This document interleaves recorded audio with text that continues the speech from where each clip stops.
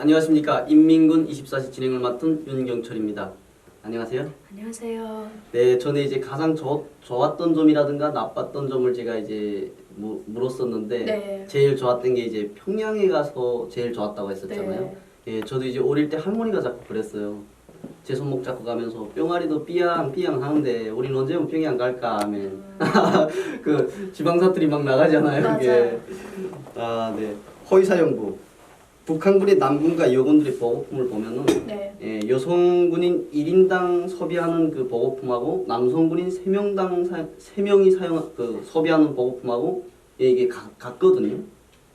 그렇게. 네. 근데 네. 그 군단 후방사령부잖아요. 후방사령부에서 이제 그것들을 공급해야 되는데 그걸 제대로 공급 안 하다 보니까 저희도 진짜 부족한 데다가 여성들을 위해서 저희 몫에서 이제 띄어서 주는 거예요. 너무 싫더라고요, 그게. 혹시 허위사령부는 보급품 공급이 어떻게 됐어요? 보급품을 남자들 거 여자들이 사용할 수가 없잖아요. 근데 왜 그 여자들이 떼가진다고 생각을 하죠?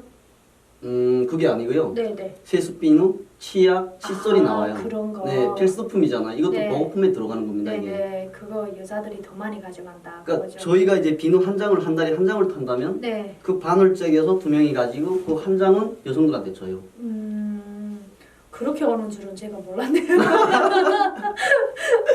아니, 사실 보급품에 들어와서 그 범양기라는 비누가 있어요. 북한에는 그 북한 군에서 만든 신우수 화장품 공장에서 나오는 범향기죠. 네, 범향기인데 그 파랗게 돼갖고 한 봉지에 2개가 들어가 있어요. 네. 그걸 저희는 가졌거든요.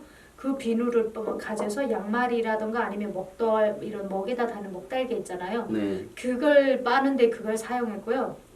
그리고 사실 여자들이 제일 필수품이 그 대동강 있잖아요. 네, 뭔지 알겠습니다. 여기서 말하면은 한국에서 뭐라고 하나요? 생리대. 아, 생리대. 네, 네. 뭐 그런 거는 일반 부대에서는 이런 가제천으로 네. 이제처럼 천을 내줬다고 그러더라고요. 그거 뭐 1년에 10장씩 줬는데 사실 이게 위생상 좀 비위생적인 그런 거거든요. 그런데 호위사 쪽에는 대동강 생리대라고 10개씩 들어간 걸 6개월에 한 번씩 줬어요. 네. 근데 6개월에 한 번씩 그걸 하나 가지고 견디지 못하거든요.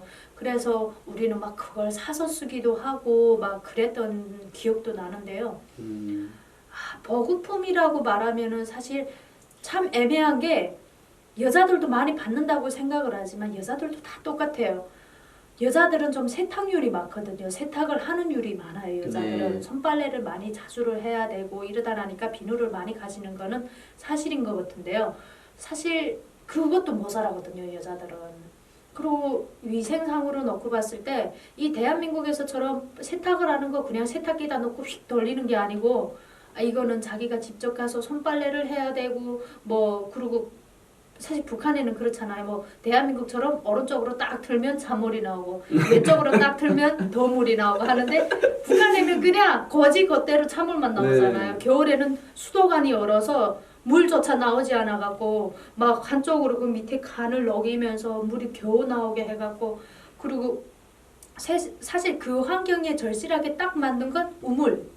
땅에다 우물을 파는 거였죠. 네. 그래서 우리 부대도 자체 우물을 가지고 있었습니다. 그런데 사실 땅에서 나오는 물이라는 게 때가 잘 안 지거든요. 아니 그 허위사령부 본부병원인데 네. 우물을 팠어요? 안에 우물이 있어요. 왜냐면 두레박질 하는 거 아니에요? 맞아요. 두레박질하는 거. 아니면 이렇게 펌프질하는 거 있잖아요. 아, 쫄짱. 네, 쩔짱. 그걸 펌프라고 하는데 그 펌프 그런 걸 가져다가 했거든요. 그래서 가끔 가다가 병원 입원실에 아니면 이런 주사실이라든가 이런 데는 물을 무조건 하루에 몇 시간씩 준다는 게 있어요. 네. 그래서 거시가면은 나머지 여가 시간에 물이 안 나오면 우리가 직접 그 펌프장에 가갖고 빨래를 세탁을 하는 경우도 있고 그 외에 또 이런 게 있어요. 환자들이 침실에 그 세탁 환자들 침실 세탁 있잖아요. 이불보라던가 뭐 이불이라던가 네, 한자복도 빨아야지. 네, 그런 거는 우리가 빨 수 없거든요. 왜냐면 백호 이런 거는 다 그 우리가 또 따로 세탁소를 갖고 있어요. 이렇게 네. 대형 세탁소인데 그때마다 좀 이렇게 그 세탁소 아줌마들한테 가서 간식을 좀 주면서 이렇게 동복이죠. 패딩 여기서는 군복이죠. 그 겨울에 입는 군복 그거는 진짜 손으로 빨기 힘들잖아요. 네네. 독성이 들어가 있어 갖고 그래서 그때는 그 세탁실 아줌마들한테다가 간식을 지어주면 여기서 빨아달라 하면은 그 전기도 시간제로 오거든요. 이렇게 그 세탁실도 하루에 몇 시간씩 세탁하는 그 시간에 줄 때마다 이렇게 세탁을 해서 주면 우리는 그걸 입었던 기억도 나고. 저도 네, 그 여성 군인들이 남성 군인들과는 달리 그 세탁을 많이 한다는 건 저도 인정합니다. 네. 왜냐면 아침에 이제 기상에서 일어나면은 그 제 군복 있잖아요. 군복 목다기가 이제 분명히 어제 누울 때는 정말 막 새까맸거든요. 근데 아침에 일어나 보면 이제 목다기가 이제 세타해 있는 거예요. 이게 누가 했냐 하면 여성 군인들이 직속 생활하는 이제 여성 군인들이 네. 밤에 자지도 않고 와서 내 목다기를 뜯어가지고 가서 그걸 빨아가지고 다시 다 달아놓고 진짜 놀랍더라고요. 혼자 거만 그러는가요? 아니면 뭐 전체 사람들 거 다? 저희 직속이 몇 명이 안 돼요. 몇 명 그러니까 그 네. 사람들 거 다 해줬다는 네, 거죠? 다 하는 거죠. 아 그러면 좋은 일하기 운동을 하나 본데 아니면 뭐 무슨 이상한 마음을 품었나? 아니 근데 환자들 남자들 많잖아요. 네. 남자들 그 세탁은 누가 했어요? 남자들 한자복 세탁이요? 네. 자기네 알아서 하죠. 우리가 굳이 할 필요가 없죠. 아니 뭐 내과적인 그 내과에 입원한 군인들은 네. 뭐 속이 안 좋아가지고 이제 입원하고 뭐 하잖아요. 아 저희는 대과가 아니 돼갖고 저는 특수과다 보니까 안에 다 내부에 안에 들어가서 세탁하는 사람들은 따로 있고 세탁하는 사람들은 군인들이 아니고 일반 사회 사람들을 데려다가 세탁을 맡기는 그런 게 있어요. 세탁을 전문으로 해주는 사람이 따로 있고 또 식당에서 밥을 전문으로 해주는 사람이 따로 있고 치료하는 사람은 치료하는 사람만 이렇게 되어 있어 갖고 특수과. 네 우리는 특수과 하면 장성들 치료한다고 하셨잖아요. 네. 장성들 세탁은 그래도 그래, 글쎄 그것도 안 하는 장성수 거예요? 세탁도 이제처럼 세탁하는 사람이 따로 있는 거죠. 그 사람들은 군인들이 아니고 이제처럼 사회 사람들을 데려다가 그런 걸 그냥 일반 공무원들이나 비슷한 사람들이 노무자라고 하죠. 노무자 북한의 네. 사람 그런 사람들을 데려다가 쓰지 굳이 치료하는 우리가 가서 뭐 세탁을 해주고 우리는 그런 세탁원이 아니거든요. 그렇기 때문에 우리는 맡은 치료나 잘하면 치료만 된다. 잘하면 네, 된다. 그거 돼서 세탁 같은 거는 저희는 못 해봤어요. 그래도 뭐 가끔씩 저 남자가 멋있고 괜찮고 자기를 좀 잘 대해주면 네. 뭐 그 사람에서 뭔가 해주고 뭐 이런 것도 제 남자친구라면은 가능성이 있겠죠. 그런데 남자친구 아니면 안 해주는 거? 당연히 안 해주죠. 그게 왜 그렇게 해줘요? 안 해줘요. 여자들도 자기가 뭐 마음이 우러나는 사람이면 해줄 수. 마음이 네. 우러난다는 그 자체가 그 남자한테 좀 약간 이성적인 감정을 가졌으면은 그게 가능하지만 혹시 그렇지 않는 경우에는 아예 안 그래요. 굳이 자기 빨래도 하기 힘든데 왜 남의 빨래까지 해주고 있어요? 겨울에 막 물도 따뜻한 물도 안 나서 손 시려가지고 한데 맞아요. 그게 남의 것까지 할 네, 건 없죠. 힘들어요. 솔직히 그게 남을 배려한다는 게 지금 놓고 보면 내가 잘 먹고 잘 살았다면 주위에까지 이렇게 펼쳐볼 수 있는데 자기가 정말 살기 너무 힘든데 남의까지 어지럽게 생각해줄 그게 좀 여유가 안 되거든요. 아니 그래도 네. 간호원 하면은 네. 정성이란 말이 무슨 소린지 알죠?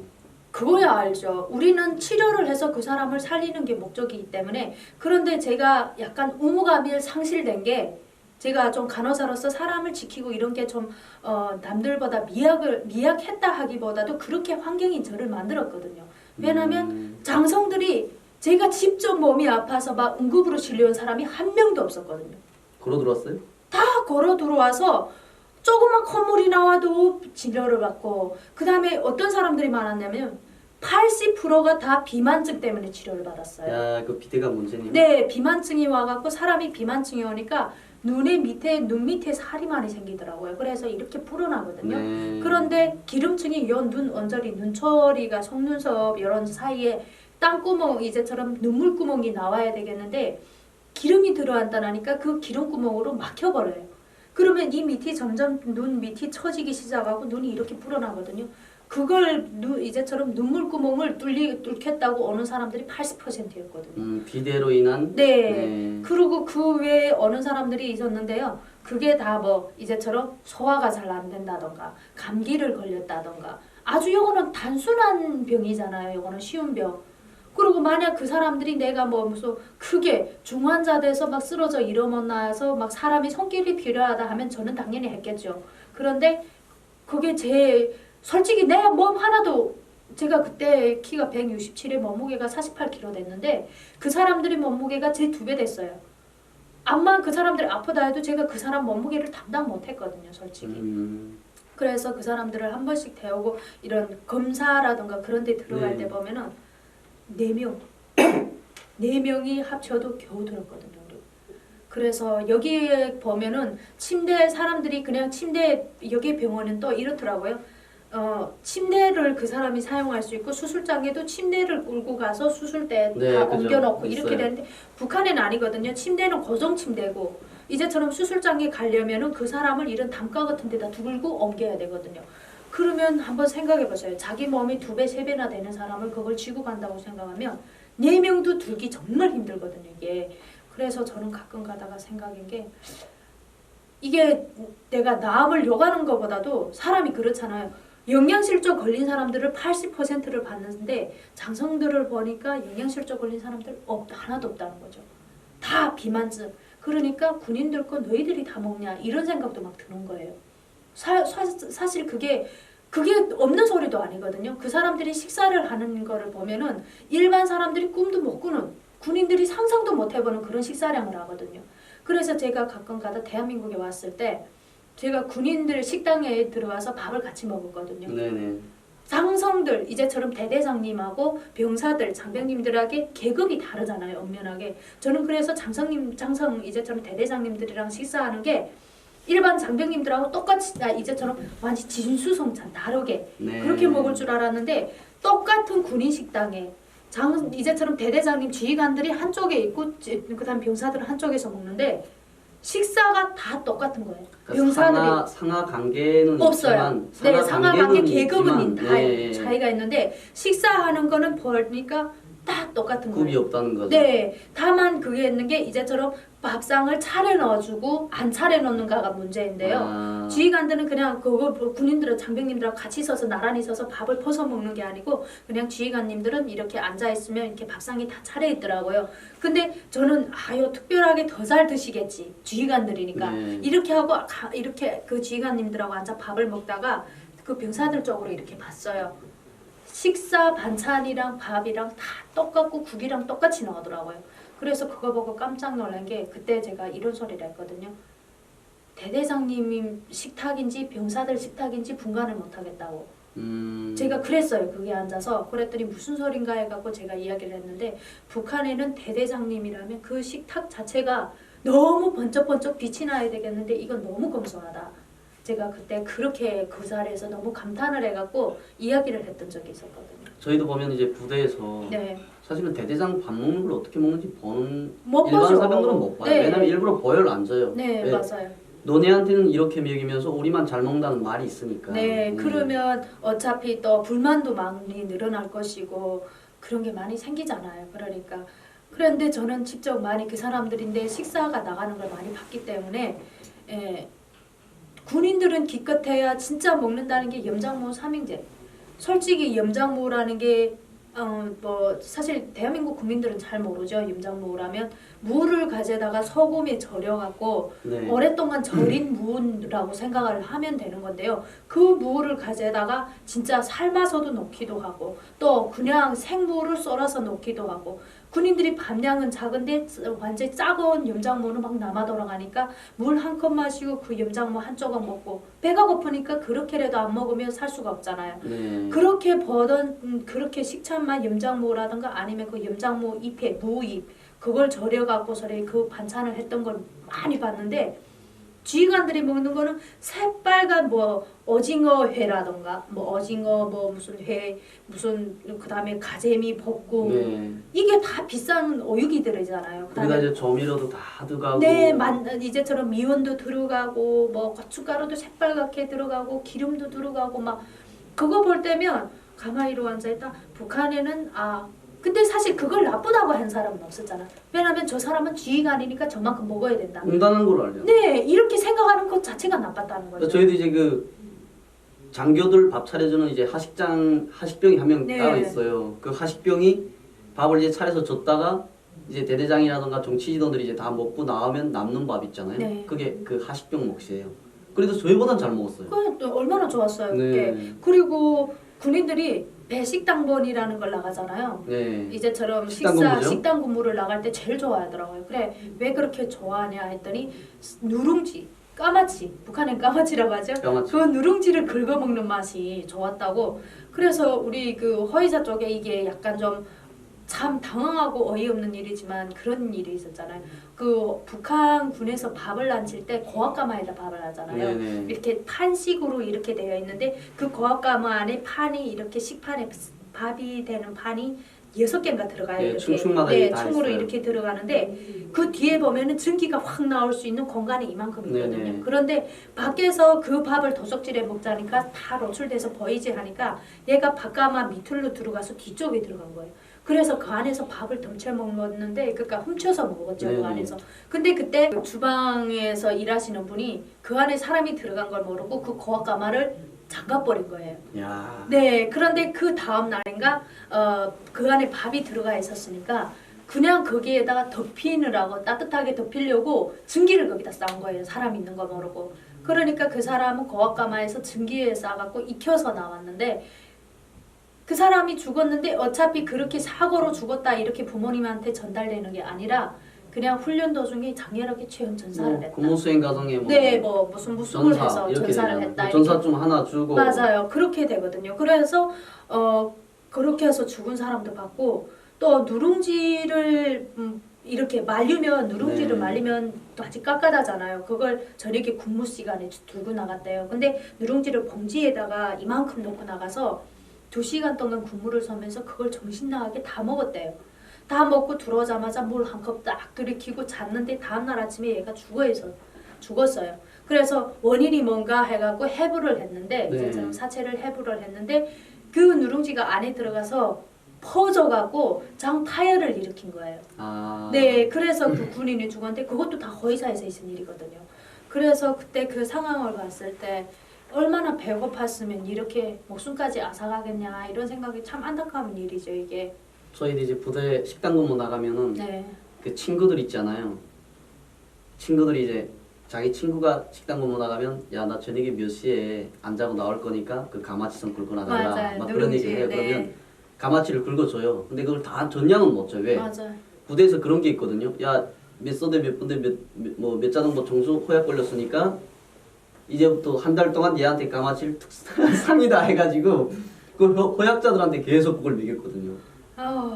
그래. 야, 그 가마치. 누룽지가 네. 사실 여기에서 보면은 누룽지가 그냥 간식용으로 대한민국에서는 누룽지를 그냥 건강에 필요하니까 누룽지를 잘 드시는데 북한에서는 그걸 생계용으로 진짜 배고프면 진짜 황금 같은 게 누룽지가 돼. 그래서 어죽했으면 금덩이보다 더 귀한 게 누룽지라고 그랬게 까마치라고 했겠어.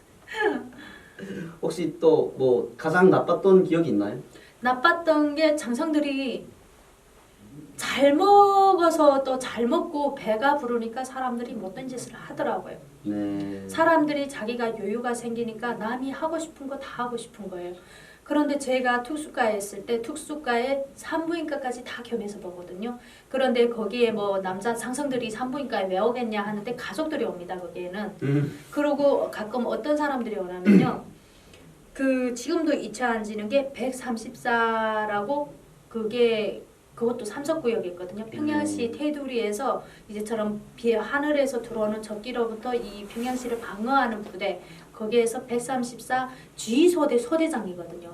평양시 방어사령부. 방어사령부 아니고 허위사령부인데 그 허위사령부 임무가 평양시 테두리를 지키면서 이제처럼 하늘에서 날아오는 적기로부터 이렇게 보호를 하는 그런 고사총 여단이 엄청 많아요. 그 테두리에 허위국 소속이 너무 많은데 그게 134의 G소대장이라는 게 이렇게 주파수를 맞춰서 먼 데서 비행기가 뜬 것 같다 하면 그 주파수를 맞춰 어느 몇 좌표 몇채 비행기가 떴다 이런 걸 알려주는 게 G소대거든요. 네네. 그 G소대가 딱 알려주면 고사총은 그의 좌표에 맞게 이렇게 고사총을 날리게 이런 상황인데 그 G소대 소대장이 그때 나이가 제가 한 21살인가 됐는데 그때 G소대장 나이가 26이었어요.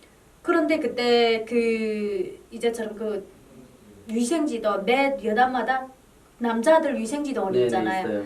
남자들은 사실 위생지도원 교육을 잠깐 받지만 구체적인 치료를 할 수가 없거든요. 그 사람들은 제한이 됐어요. 그냥 1차 구급 처치만 할 수 구급처치하는 있는 게 거잖아요. 그게 위생지도원들이고 큰 병원에 와서 나머지 다 치료하는데 이 여자가 겨울에 겨울 군복을 입었는데 겨울 군복이 두툼해갖고 솜이 이렇게 있잖아요.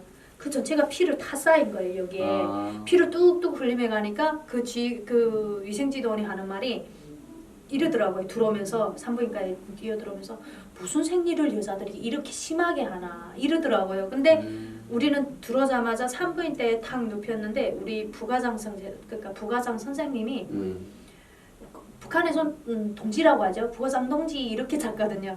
그 부과장이 딱 보던 게 그 자리에서 그냥 엉치를 쫙 치며 때리던 게 욕을 하는 거예요. 네. 야, 이건 여자라는 게 제mon권사도 잘 못하고 이렇게 아기가 유산될 때까지 뭐 했냐고. 아 유산했구나. 네, 아기가 유산을 된 거예요. 그러니까 이 여자는 그냥 쪽팔리니까 그 창피한 일이잖아요. 그 여자가 그런 일이 있었고 체내인데 이렇게 눈을 딱 감고 말도 한마디 못 하더라고요. 그래서 저는 그 수술을 해야 되겠는데 출혈이 너무 심해갖고 수술을 할 수가 없었어요. 그래서 제가 뭐 그때 지혈제를 놔주고 그래서 부과장이 깜짝 있다가 여보세요. 뭐 산부인과 부과장 아무개 전화 받습니다 하고서 전화를 딱 받았는데 갑자기 앉아서 받던 사람이 차례차례로 딱 하는 게 위에서 알았습니다. 전화가 왔네. 네, 알았습니다 하던 게 전화를 탁 넣으면 하는 순간이 그래도 큰 거 하고 놀았네.